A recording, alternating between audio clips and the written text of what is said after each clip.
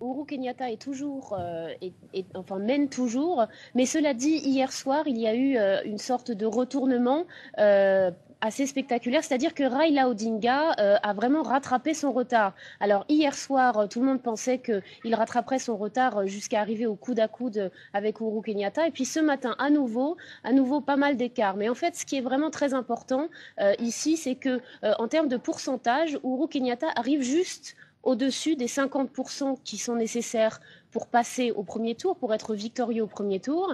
Et donc Raila Odinga est toujours loin derrière, mais le nombre de votes nuls qui avoisine les 1% pourrait justement faire passer Uhuru Kenyatta en dessous de la barre des 50%.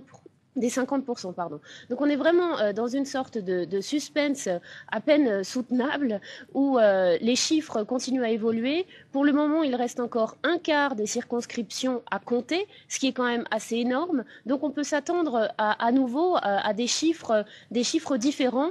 Tout dépend en fait de quels sont les endroits dont on attend les résultats. C'est-à-dire que si c'est des bastions de Raila Odinga, par exemple, ou si c'est des bastions de Uhuru Kenyatta, on peut s'attendre à des changements assez considérables.